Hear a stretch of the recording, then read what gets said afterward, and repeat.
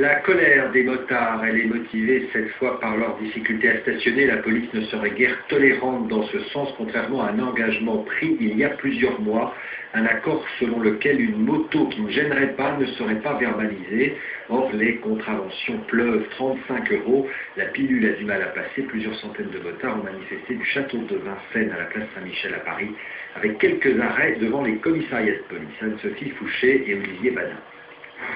Ce motard a repéré une place de stationnement. Garé sur un large trottoir, il ne gêne pas les piétons. Pourtant, cet emplacement peut lui coûter 35 €. On ne se gare pas sur le trottoir pour le plaisir.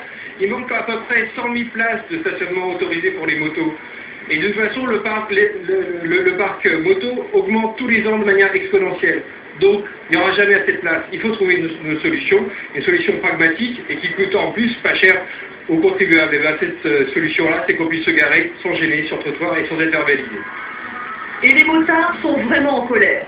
En janvier, ils avaient signé une charte avec la préfecture de police de Paris. Selon eux, celle-ci s'engageait à moins de répression sur le stationnement. Malgré cela, les PV pleuvent. J'ai pris une prune sur une place triangulaire, attachée à un poteau, donc au coin d'une place.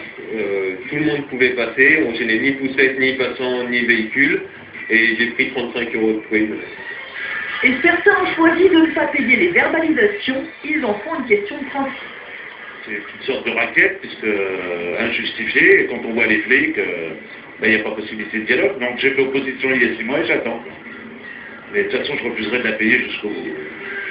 Ils étaient plus de 300, 2 roues autorisées à défiler dans les rues de la capitale. Ils promettent d'autres actions.